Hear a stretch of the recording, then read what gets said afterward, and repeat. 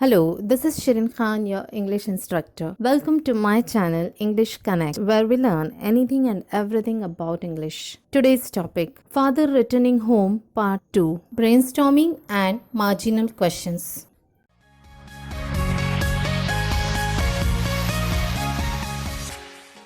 In this video, Father Returning Home Part 2, we will discuss marginal questions and brainstorming section. I have already given a detailed explanation of this poem in Part 1. Let's start with the marginal question. Refusal of the children to share jokes and secrets indicates. 3 options दिए गए हैं. They are angry, second generation gap and third lack of concern. The answer is lack of concern. Concern का मतलब होता है चिंता, किसी के बारे में सोचना. अब लैक ऑफ कंसर्न मतलब कंसर्न की कमी, किसी की चिंता ना करना. तो यहाँ जो बच्चे हैं वो अपने पापा के बारे में सोचते नहीं है, इसलिए वो उनसे कुछ अपने अच्छे या बुरे एक्सपीरियंसेस शेयर नहीं करते हैं. Brainstorming section A1. First, discuss with your friend the difficulties faced by the father in the poem. First, he has to travel in a crowded train. भीड़ वाली ट्रेन में ट्रैवल करना पड़ता है उन्हें. B, he has dim eyesight due to the age. बढ़ती उम्र के साथ उनकी जो आंखों की रोशनी है वो कम हो रही है. At home he doesn't get proper food to eat. घर में उन्हें अच्छा खाना नहीं मिलता है. His children do not get involved with him. जो बच्चे हैं फादर के, वो उनसे कुछ भी शेयर नहीं करते हैं, उनके साथ वो इन्वॉल्व नहीं होते हैं. So these are the difficulties faced by the father. Discuss the character sketch of the father with the help of the given points. His pathetic condition, the treatment he receives at home, his solitude, the way he tries to overcome it. हमें पापा के बारे में लिखना है. जो नीचे दिए गए पॉइंट्स हैं उन्हें कंसिडर करते हुए. फर्स्ट है, Due to monsoon, his clothes get wet and the raincoat is stained by mud. बारिश की वजह से उनके कपड़े भीग जाते हैं और रेनकोट पर भी मिट्टी लग जाती है. He gets to drink weak tea and a stale chapati. घर में उन्हें अच्छा खाना नहीं मिलता है. जो चपाती दी जाती है वो बासी रहती है और जो चाय भी होती है वो भी कुछ अच्छी चाय नहीं होती है. His children refuse to share jokes and secrets with him. पापा के जो बच्चे हैं वो उनसे बात नहीं करते. While going to sleep, he listens music on the radio. जब सोने का वक्त होता है, सोने के समय वो रेडियो पर म्यूजिक सुनते हैं. A21. Given below are the ideas conveyed through the poems. Match the pairs and draw out the hidden meaning from those expressions. नीचे 2 कॉलम्स दिए गए हैं. एक कॉलम में एक्सप्रेशंस है और उन्हीं एक्सप्रेशंस के मीनिंग दूसरे कॉलम में दिए गए हैं. हमें हर एक्सप्रेशन का मीनिंग ढूंढना है. ए, चिल्ड्रन अवॉइड एक्सप्रेसिंग दमसेल्व्स. बच्चे अपने आप को एक्सप्रेस नहीं करते थे. Answer is second, hostility of children. Hostility का मतलब नॉट फ्रेंडली. बच्चों का जो बिहेवियर था अपने फादर के प्रति वो फ्रेंडली नहीं था. B, father was deprived of refreshing hot beverages और nourishing diet. Answer is fifth, his basic daily requirements were also not catered to. Father की जो बेसिक ज़रूरतें थी वो पूरी नहीं की जा रही थी. C, the father hurries home crossing railway line. Answer is 1. Father is so eager to meet family members that he even doesn't bother about his safety. पापा अपनी फैमिली से मिलने के लिए इतने ईगर है कि वो अपनी सेफ्टी के बारे में भी नहीं सोचते. D, the father was destined to listen only to the cracking sounds on media. Answer is 9. The father couldn't even fulfil the least expectation of entertaining himself. पापा अपने आप को एंटरटेन करने के लिए रेडियो पर म्यूजिक सुनना चाहते थे पर वो म्यूजिक भी नहीं सुन पा रहे थे. E, his sordid present is devoid of any hope. Answer is 3. Indulge into his past and future. उनका आज के प्रेजेंट में उन्हें कोई इंटरेस्ट नहीं है, कोई उम्मीद नहीं दिखाई देती, इसलिए वो अपने या तो पास्ट के बारे में सोचते रहते हैं या फ्यूचर के बारे में. F, the father's endless commuting distance him from his children. Answer is 6. Father is not less than any tribal wanderer और मॉडर्न नोमैड. पापा कंटिन्यू ट्रैवल करते रहते हैं अपने काम के लिए, आना जाना करते रहते हैं, इस वजह से वो अपने बच्चों से दूर होते जा रहे हैं. एक तरह से वो एक नोमैड की ज़िंदगी, एक बंजारे की ज़िंदगी जी रहे हैं. G. Suburban area visible through the train is passed unnoticed. Answer is 8.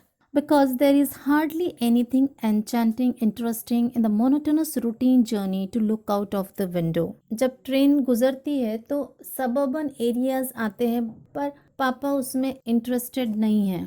वो उनके रोज की जो एक रूटीन जर्नी है उसका वो पार्ट हो चुके हैं। H. He is just as a small word dropping from a sentence. Answer 7. Has least value in the society where his presence or absence might hardly make any difference. पापा की समाज में कोई वैल्यू नहीं है, उनके होने से या न होने से कोई फर्क नहीं पड़ता है। जिस तरह से एक पूरे सेंटेंस में से एक छोटा सा अगर वर्ड निकाला जाए तो उस सेंटेंस पर कोई फर्क नहीं पड़ेगा, इसी तरह पापा के होने या न होने से किसी को कोई फर्क नहीं पड़ता। I. He doesn't get a place in a crowded train. Answer is 4. Uncomfortable journey. उन्हें उस भीड़ से भरी हुई ट्रेन में जगह नहीं मिलती और इस वजह से जो उनका सफ़र है, जो उनकी यात्रा है, वो बहुत ही अनकंफर्टेबल रहती है। Find the lines to prove the following facts from the poem. नीचे हम 2 स्टेटमेंट्स दिए हैं और वो स्टेटमेंट सही है ये प्रूफ करने के लिए हमें पोएम से लाइन्स ढूंढनी है। A. Father is deprived of good food. पापा को अच्छा खाना नहीं मिलता। ये हमें किस लाइन से पता चलता है? The line is home again I see him drinking weak tea, eating a stale chapati, reading a book. B. Children did not have a healthy relation with the father. बच्चों और पापा के बीच में एक अच्छा रिलेशन नहीं था। ये हमें कैसे पता चलता है? वो कौन सी लाइन है? His sullen children have often refused to share jokes and secrets with him. Third, the poem deals with the theme of man's estrangement from a man-made world. Analyze it with the help of the poem.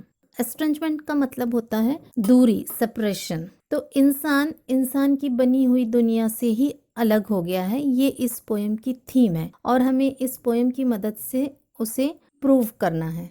Father Returning Home is a poem about an old and lonely man who is unable to relate with the modern world. The man travels in a crowded train, yet the fellow commuters do not talk to him.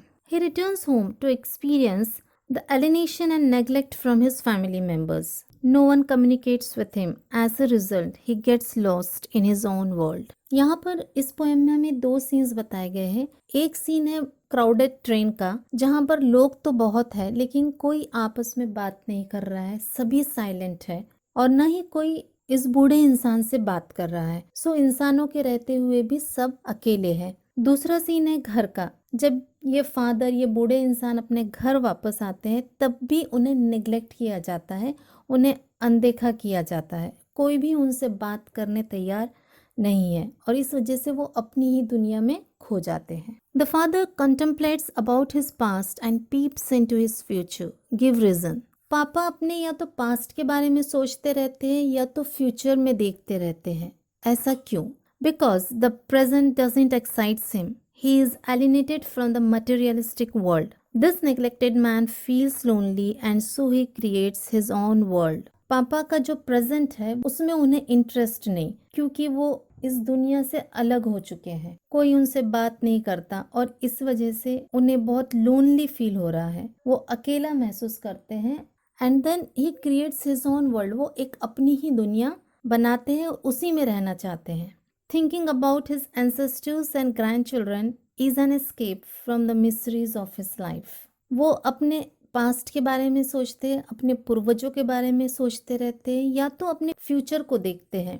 Future में उन्हें अपने grand children दिखाई देते हैं और ये सब वो इसीलिए करते हैं ताकि जो उनकी प्रेजेंट की लाइफ है और उसमें जो दुख उन्हें झेलना पड़ रहा है वो उससे भाग सके, उससे दूर हो सके। A3. Complete the following using suitable describing words as appeared in the poem with the help of the words given in the brackets. Words in the bracket: weak, dim, muddy, soggy, stale. A. Father's attire. पापा के कपड़ों के लिए कौन सा word poem में use किया गया है? So the describing word is soggy. Soggy ये वर्ड यूज किया गया है पापा के कपड़ों के लिए। B. Father's tea. पापा की चाय कैसी थी? वीक। Father's footwear. पापा के चप्पल्स मडी। Fathers food. पापा का खाना कैसा था? स्टील, बासी था. E. Father's eyesight, dim. A for 1.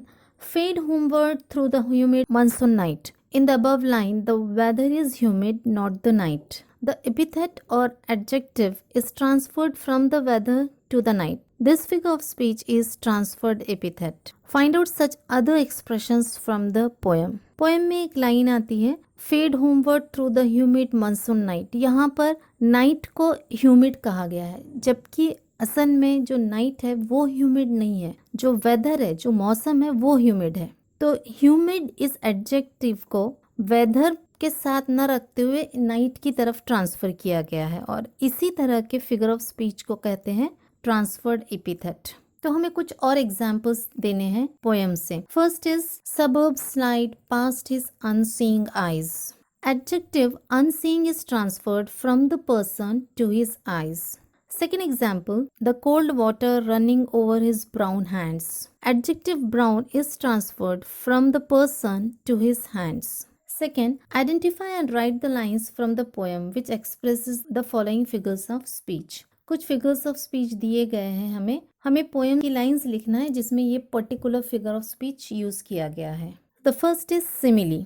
The line is, now I can see him getting off the train like a word dropped from a long sentence. यहाँ पर simile यूज किया गया है, comparison है using the word like. Second is alliteration. बहुत सारे alliterations है poem में. We will see just few of them. Suburb slide past his unseeing eyes. The sound of letter S is repeated. Third is onomatopoeia. Listening to the static on the radio dreaming.